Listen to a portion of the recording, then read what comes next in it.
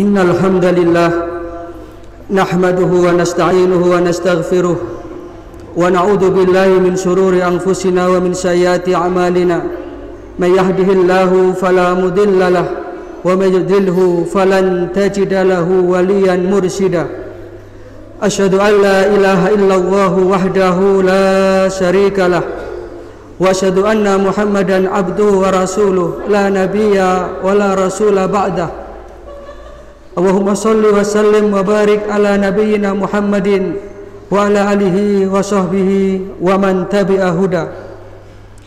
Amma ba'du fa ya ibadallah, usikum wa iyaya nafsi bitaqwallah faqad fazal muttaqun. Waqad qala Allah ta'ala fi kitabihil karim wa huwa asdaqul qailin. A'udzu billahi minasyaitonir rajim. Ya ayyuhalladzina amanu taqullaha haqqa tuqatih wa la tamutunna illa wa antum muslimun. Ma'asyiral muslimin, sidang jamaah salat Jumat rahimakumullah. Dari hati yang paling mendalam, dengan penuh keikhlasan dan kesungguhan, marilah kita senantiasa menghaturkan rasa syukur kita kehadirat Allah Subhanahu wa taala atas segala nikmat, baik itu nikmat lahiriah maupun nikmat batiniah yang telah diberikan kepada kita sekalian. Nikmat lahiriah misalnya, kita masih diberikan kesehatan, lebih-lebih di masa-masa sulit seperti ini. Kita masih dilindungi oleh Allah Ta'ala dari wabah pandemi ini. Ini satu hal yang patut kita syukuri. Tadi pagi ketika kita terbangun dari tidur kita, tidak ada satupun alat medis yang menempel di tubuh kita, dan kita terbangun masih berada di tengah-tengah keluarga kita, bukan sedang diisolasi di rumah sakit, bukan sedang dalam proses pengobatan. Ini tentu satu nikmat yang patut kita syukuri. Yang kedua, nikmat batiniah adalah kita diberikan ketetapan iman dan Islam. Kita masih diringankan langkah kita, masih dilapangkan hati kita untuk memenuhi undangan Allah Ta'ala pada siang hari ini, yakni menunaikan ibadah sholat Jumat. Maka gabungan dari nikmat-nikmat tersebut adalah satu hal yang wajib kita syukuri, yang wujud nyatanya adalah kita senantiasa menjalankan perintah-perintah Allah dan meninggalkan larangan-larangannya.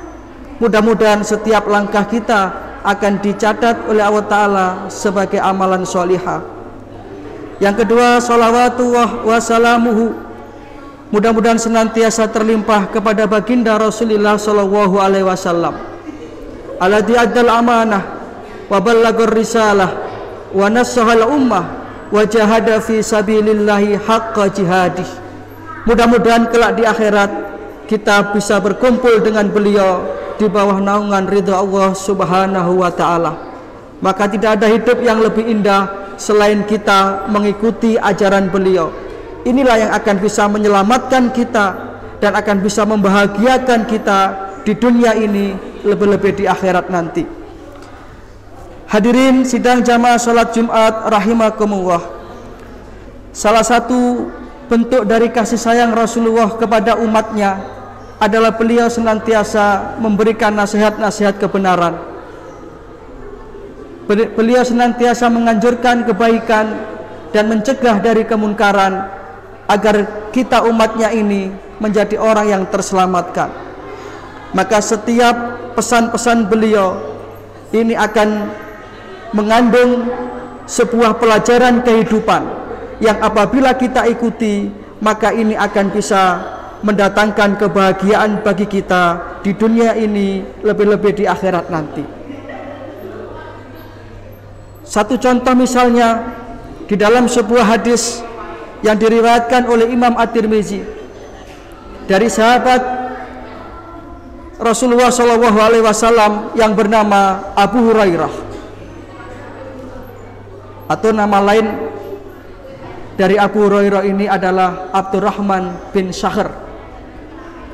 Beliau termasuk satu di antara sahabat yang aktif mengikuti taklimnya Rasulullah, sehingga beliau banyak merekam hadis-hadis Rasulullah.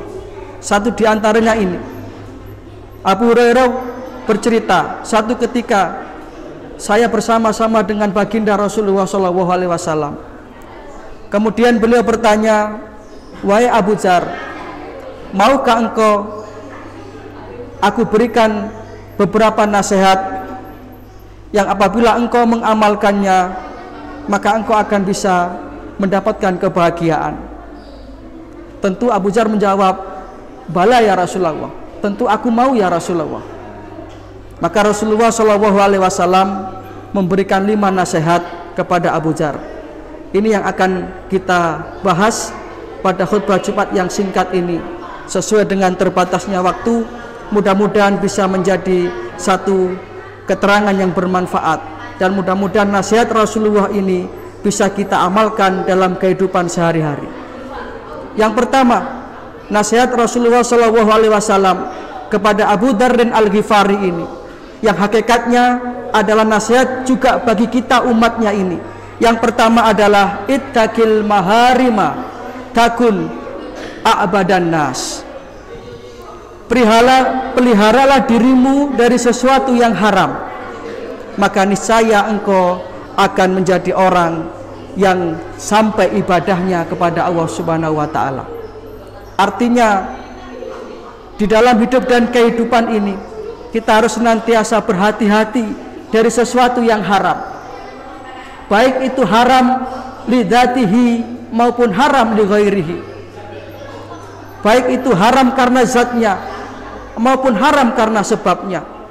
Karena sesuatu yang haram apabila sudah masuk ke dalam tubuh kita, apalagi kemudian sudah kita nafkahkan kepada keluarga kita, ini akan mempunyai satu pengaruh yang besar. Rasulullah SAW mengingatkan, kullu lahmin nabata min haram fanaru aulabih. Setiap daging yang dia tumbuhkan dari sesuatu yang haram, maka nanti akan dibakar dengan api neraka.